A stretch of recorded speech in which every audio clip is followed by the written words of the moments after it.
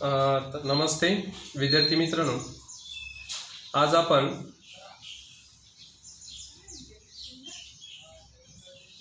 Mechanics properties of fluid या टॉपिकमध्ये अगदी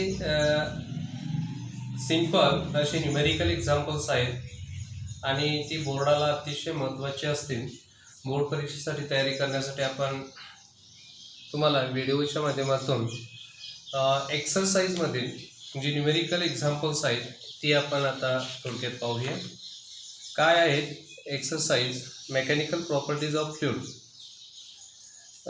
textbook HSC टेक्स्टबुकमधील जे पेज नंबर 55 आहे त्या 55 मधील यावर्षी थोडासा कोरोनाचा प्रादुर्भाव आणि जे एक्सटेंडिंग झालेलं आहे त्यामुळं काही सिलेबस रिड्यूस केलं आहे. त्यामुळं आपण पेज नंबर 55 वरील 12 नंबर एक्झाम्पल पासून स्टार्ट करणार आहोत आणि त्यामधलं 12 नंबरचं एक्झाम्पल जे एक्सरसाइजमधलं आहे ते आपण बघूया काय आहे. चला बोर्डकडे येऊया आता. तर मेकॅनिकल प्रॉपर्टीज ऑफ फ्लूइडमधील एक्सरसाइजमधील जो टॉपिक आहे, एक्सरसाइजमधला जो पॉईंट आहे तो आपण पाहतो इथं. एक्झाम्पल नंबर 12 काय आहे. एक्झाम्पल नंबर 12 ते सर्वप्रथम थोडक्यात मी वाचतोय. Calculate the viscous force acting on rain drops of diameter 1 millimeter and falling with uniform velocity 2 meter per second through air. The coefficient of viscosity of air is 1.8 into 10 raised to minus 5 Newton second per meter square. आता आपण example पाहण्यापूर्वी मी इथं लिहितोय exercise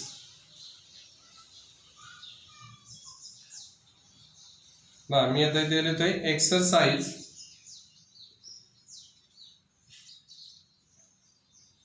exercise example number 12 textbook मधील page number आहे 55. हे आपण आता एक्झाम्पल पाहूया. या एक्झाम्पलमध्ये आपल्याला असं म्हटलेलं आहे रेन ड्रॉप आहे 1 millimeter, तिचा डायमीटर दिला आहे, युनिफॉर्म वेलॉसिटी दिला आहे, कोइफिशियंट ऑफ विस्कॉसिटी दिला आहे. म्हणजे आपल्याला एक क्लिक होणं अपेक्षित आहे. कोइफिशियंट ऑफ विस्कॉसिटीचे किती फॉर्म्युले यूज केले आहेत ते आपण बघूया. सुरुवातीला कोइफिशियंट ऑफ विस्कॉसिटीचा फॉर्म्युला आपण पाहूया. काय फॉर्म्युला एक महत्त्वाचा कोइफिशियंट 1/2/9 r² अपॉन रो हा सॉलिड म्हणतो इथं minus sigma liquid into Z upon V. हा एक फॉर्म्युला आहे. सेकंड फॉर्म्युला आहे तो म्हणजे स्टोक्स लॉ. कॅल्क्युलेट काय करायचं आहे विस्कस फोर्स कॅल्क्युलेट करायचं आहे. मग सेकंड फॉर्म्युला मी यूज करतो Stokes formula. F is equal to 6 pi eta RV. बघूया काय काय कोणता कोइफिशियंट ऑफ विस्कॉसिटीचा हा पण फॉर्म्युला आहे, हा पण फॉर्म्युला आहे. पण आपल्याला विस्कस फोर्स काढायचा आहे. मग थोडक्यात क्लिक झालं पाहिजे आपल्याला विस्कस फोर्ससाठी हा फॉर्म्युला यूज करायचा आहे. कोणता स्टोक्स फॉर्म्युला यूज करायचा आहे. मग या स्टोक्स फॉर्म्युल्यामध्ये काय काय आहे काय दिलेलं आहे ते आपण डाटा लिहूया. इथं गिवन डाटा मध्ये मी काय काय दिलेलं आहे गिवन व्हॅल्यूज ते लिहून घ्या. बघूया एक्झाम्पलमध्ये काय दिलं आहे. Force acting calculate the force acting on a rain drop of diameter. Diameter दिलेला आहे तो किती आहे 1 millimeter. 1 millimeter डायमीटर दिलेला आहे 1 millimeter. मग आता 1 millimeter डायमीटर दिला आहे मिलीमीटरचं आपण मीटरमध्ये कन्वर्जन करूया. म्हणून 1 into 10 raised to minus 3 metre. आता यावरून आपल्याला रेडियस काढायचं आहे. म्हणून रेडियस डायमीटरला 2 ने डिवाइड केलं की रेडियस तयार होतो. म्हणून 1 चा काय होईल 0.5 into 10 raised to minus 3 metre. आपल्याला कॅल्क्युलेशन्स इजी होण्यासाठी हा पॉईंट मी इकडे घेतोय. म्हणजे काय होईल 5 into 10 raised to minus 4 metre इतकी त्याची व्हॅल्यूज येईल. पहिली कन्सेप्ट आपण लिहिली, गिवन व्हॅल्यूज डायमीटर दिला होता, त्यावरून आपण रेन ड्रॉपचा रेडियस काढलेला आहे. फॉलिंग विथ युनिफॉर्म व्हेलॉसिटी, ज्यावेळी तो डाऊनला येतो त्यावेळी त्याची युनिफॉर्म व्हेलॉसिटी दिली, ती व्ही घेऊया आपण. V is equal to the 2 metre per second. Already SI युनिटमध्ये दिलेले आहे 2 मीटर पर सेकंद. यानंतर the coefficient of viscosity of air, तोही दिलेला आहे. Coefficient of viscosity of air eta is equal to the, किती व्हॅल्यूज दिलेले आहे, eta is equal to 1.8 into 10 raised to minus 5 newton second per metre square. हा given values दिलेले. Calculate करायचं आहे का, एफ आपल्याला एफ हा कॅल्क्युलेट करायचा आहे. ठीक आहे, म्हणजेच काय, विस्कस फोर्स हा कॅल्क्युलेट करायचा. ज्यावेळी रेनड्रॉप हा एअर मीडियममधून फॉल होतो युनिफॉर्म वेलॉसिटीनं, त्यावेळी त्या एअरचा कोइफिशियंट ऑफ विस्कॉसिटी दिलेला आहे, युनिफॉर्म वेलॉसिटी दिलेला आहे, रेडियस ऑफ वॉटर ड्रॉप दिलेला आहे, रेन ड्रॉप्स. त्यावेळी त्याच्यावरती विस्कस फोर्स किती तयार होतो, त्यासाठी स्टोक्स फॉर्म्युलेच्या साइन आपण फाइंड आउट करूया. फॉर्म्युला काय आहे, एफ इज इक्वल टू 6 पाय coefficient of viscosity, radius of rain drop and uniform velocity of rain drop. Values ठेवूया 6 पायची व्हॅल्यूज ठेवूया 3.142 इंटू कोइफिशियंट ऑफ विस्कोसिटी ठेवूया आपण 1.8, किंवा आपण हा जर इकडे घेतला तर 1.4 होईल किंवा 1.8 into 10 raised to minus 5 coefficient of viscosity. Radius ठेवूया आपण 5 into 10 raised to minus 4, 5 into 10 raised to minus 4 हा रेडियस ठेवलेला आहे. आणि वेलॉसिटी दिले 2 मीटर पर सेकंद. ओके, हे जर कॅल्क्युलेशन्स केलं तर आपल्याला व्हॅल्यूज येते. कॅल्क्युलेशन्स करा, म्हणजेच हा 10 raised to minus 4, 10 raised to minus 5, 10 raised to minus 4 -9 होईल. आणि मल्टिप्लिकेशन्स करून जर ऑब्झर्व केलं तर त्याची व्हॅल्यूज येते. कॅल्क्युलेट करून पहा, आणि जर कॅल्क्युलेट केलं तर आपल्याला व्हॅल्यूज येते. ती म्हणजेच किती असणार आहे पहा, मी कॅल्क्युलेट केलेलं आहे. समजा 18.8 into 3.142 into 10 raised to minus 8 इतकी व्हॅल्यूज येते. हा -0.53 होता. या पद्धतीने घेतले, समजा इथं आपण घेतले व्हॅल्यूज, तर त्याची व्हॅल्यूज येते 33.93 into 10 raised to minus 8 Newton. बुकमध्ये उत्तर आहे 3.793. त्यामुळे हा एक पॉवर कमी केलेला आहे, म्हणजेच -7 न्यूटन इतकं बुकमध्ये उत्तर दिलं आहे. आपल्याला जे उत्तर आहे त्या फॉर्मॅटमध्ये आलं, 10 raised to minus 8 असेल किंवा 10 raised to minus 7 ठेवलेलं असेल तर त्याच पद्धतीने ठेवायचं आहे. पण आपण विस्कस फोर्स करतो त्याचं युनिट लिहायचं आहे एन. ठीक आहे, या पद्धतीनं फर्स्ट एक्झाम्पल आपण पाहिलेलं आहे.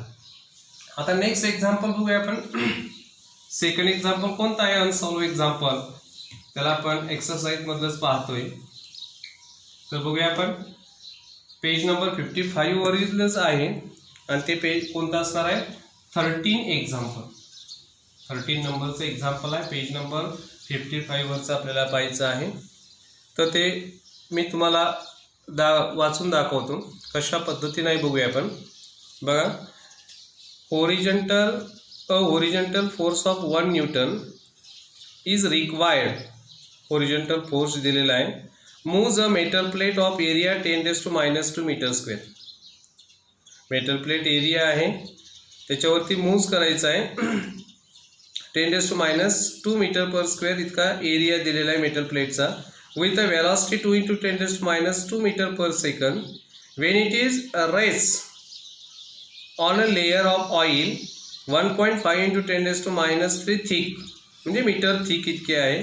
Find the coefficient of viscosity. मग आपल्याला कोइफिशियंट ऑफ विस्कॉसिटी कॅल्क्युलेट करणं अपेक्षित आहे. काय काय दिलं आहे, होरिझॉन्टल फोर्स म्हणजे कोइफिशियंट ऑफ फ्रिक्शन दिलेला आहे, फोर्स फ्रिक्शन दिलेलं आहे 1 Newton. Moves a metal plate of area A दिलेला आहे, व्हॅलॉसिटी दिलेला आहे, rest of layers oil okay, thickness दिलेली आहे.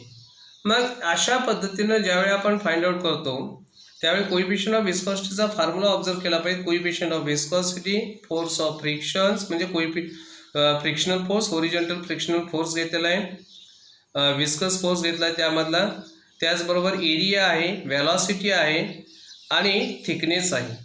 यामध्ये जो फॉर्म्युला आपण फाइंड आउट केला आहे आपल्याला जो नोन आहे तो म्हणजे असा असणार आहे eta is equal to the म्हणजे आपण फाइंड आउट केलं होतं कोणता असणार आहे eta is equal to the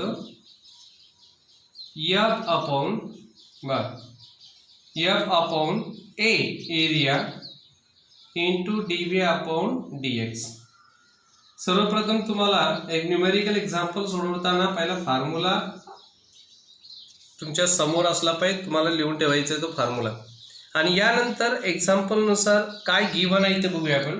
फॉर्म्युल्यात काय अपेक्षित आहे, एरिया अपेक्षित आहे, विस्कस फोर्स अपेक्षित आहे, वेलॉसिटी अपेक्षित आहे, dx म्हणजे थिकनेस अपेक्षित आहे, किती लिक्विड थिकनेस मध्ये आहे, या सर्व व्हॅल्यूज दिलेल्या आहेत आणि कोइफिशियंट ऑफ विस्कॉसिटी तुम्हाला कॅल्क्युलेट करायचं आहे.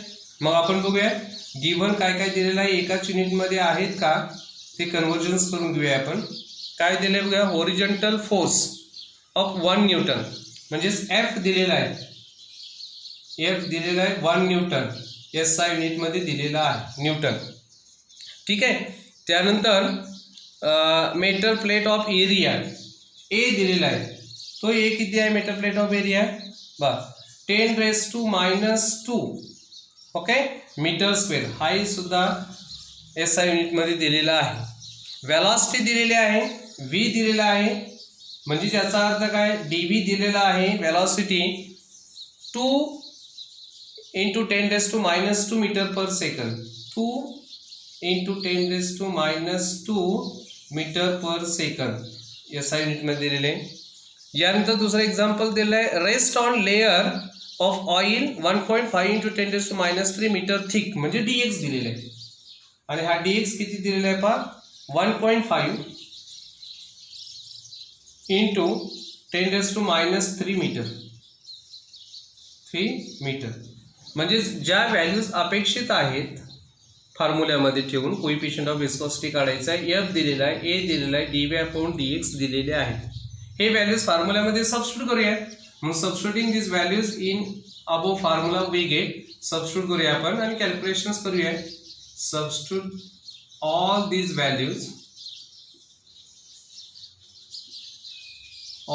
these values okay in formulas. Formula जो अपेक्षित फॉर्म्युला आहे त्यामध्ये ठेवूया आपण. मग कोइफिशियंट ऑफ विस्कॉसिटी काढायचा आहे, फॉर्म्युला लिहूया आपण F upon A into dV upon dx. and so that फॉर्म्युल्यामध्ये व्हॅल्यूज ठेवूया. F ची व्हॅल्यूज किती आहे 1 न्यूटन, F ची व्हॅल्यूज किती आहे 1 न्यूटन, मग ती ठेवूया आपण तिथं 1 न्यूटन अपॉन A ची व्हॅल्यूज किती दिली आहे बघ 10⁻²